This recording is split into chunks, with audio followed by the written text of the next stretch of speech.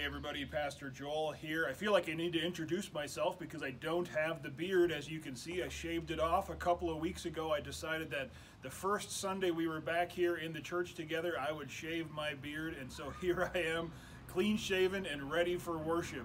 I want to invite you to worship this Sunday at Riverview Baptist Church. We are allowed to go back into our building for worship and to gather together, so that's what we're going to do. Although with that comes some new restrictions and some new guidelines for all of us to be able to participate in worship in this way. I want to take a few minutes to walk you through some of those guidelines, or you can find them posted on our website or on our Facebook page or through our weekly email to you. You can find those guidelines and what you can expect when you come to worship at Riverview on Sunday morning. A couple of those guidelines right away. We want to encourage you, if you're in one of those higher risk categories, maybe you're elderly, maybe you're already ill, or maybe you have an underlying condition, we want to encourage you to consider staying home to worship through our online live stream and to connect with one another that way rather than coming to the building. We want to keep your health and safety paramount as we gather back together. Also, when you arrive for worship on Sunday, you want to chat and talk to people you haven't seen in, well, 10 weeks now. Want to encourage you to do that, but to do so outside, out here in the parking lot or outside of the building where there's less of a risk of the virus transferring from person to person. So do your fellowshipping outside. When you're ready, or when the worship service starts rather, then come into the building. I want to ask you to not enter the building until the worship service starts. So let's go on inside right now. As you can see, the doors are open. They'll be open on Sunday. You shouldn't have to open a door or touch a handle or anything. Just come on right inside. And inside the door here, you will find some hand sanitizer. Go ahead and get yourself some hand sanitizer right when you come into the building.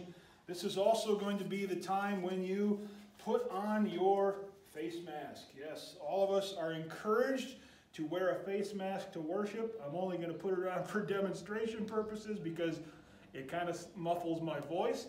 Throw your face mask on. One new addition as well. If you're not wearing a face mask to the service, we're going to ask that you not participate in congregational singing. If you've got a mask, sing loud and make a joyful noise. When it's time for the service, come on into the building, come directly into the sanctuary, right through here. Again, the doors will be opened for you. You're going to be met by one of our ushers who is going to lead you to your seat in the sanctuary. And we're going to ask that you sit where they direct you to. We've taken the measurements. We've done all the planning in our sanctuary. We know exactly how many people can fit in here and where they need to sit in order to maintain that physical distance from one another. So just follow your usher. He'll tell you right where to sit. Of course, family groups can all sit together, but then 6 feet between everybody else. We're not going to be passing out bulletins, physical bulletins for the service during the month of June.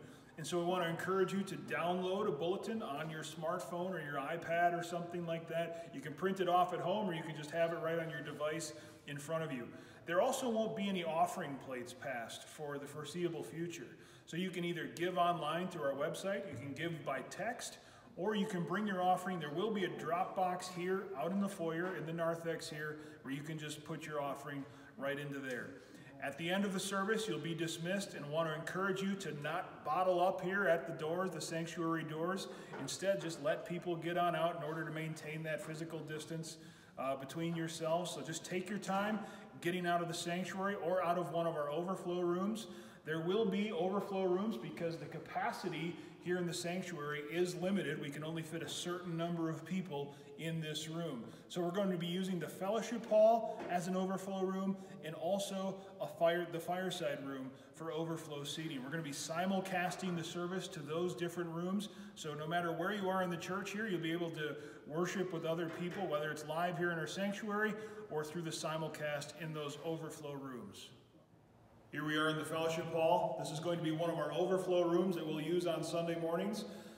If the sanctuary capacity is filled, we're going to encourage you to come up here into the fellowship hall, grab one of the chairs that's against the wall there for you and your family, set it up, have a seat, and enjoy the worship service as it's simulcast on our large screen there. You can sing along, you can listen to all the preaching and everything else that happens in our worship service.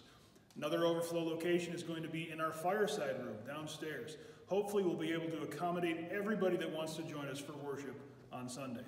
At the end of the service, remember to take your time exiting this room as well. We don't want to congregate in small groups around the doors, so allow other people to worship to leave after the service, and then take your time as you exit. So here we are in the church nursery. Unfortunately, there will not be any childcare offered during our worship services for the time being. There will also be no children's church classes offered for those kids in preschool and kindergarten. So what that means as parents is that your kids are going to be sitting with you. This can be a real blessing, though. We want to encourage you to take advantage of it.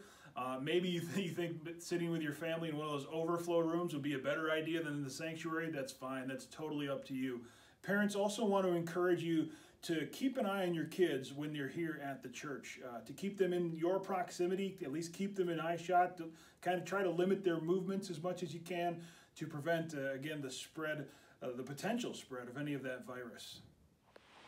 When the service is over, we want to encourage you to leave the building as quickly as you possibly can, obviously in an orderly fashion, but don't hang around inside to talk to people. We all probably would love to catch up with one another after being separated for 10 weeks like this.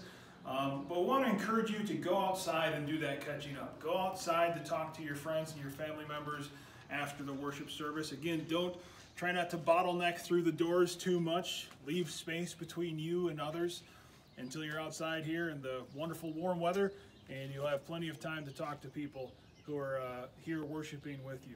On that note, we do need to bring you up to speed on a couple of other developments here at the church. Sunday schools are canceled for the whole month of June. We'll see what happens as time goes on, if that's something we can pick back up in the month of July. But for the month of June, all Sunday schools are canceled. Also, our summer family nights in the park were due to start in the month of June. Those have also been canceled for the month of June. Those may pick up again in July, but for June, those are off the books. And so just one final note as I leave you here today is that I want to encourage you to show grace to other people. This is a weird time. None of us have ever gone through something like this before, and so we all have different opinions and different points of view. I want to encourage you to give grace to those who think differently with you. Even meeting here together today for worship is something that can be a polarizing issue, and certainly probably we don't all agree on how we should or shouldn't be worshiping together. This is a real opportunity for the Church of God, God's people, to be an example of grace towards one another, even in the face of the disagreements that we might have with one another. So just let that grace guide you in your interactions with people. And we can't wait to see you here at Riverview Baptist for worship this Sunday and in the coming Sundays. God bless you.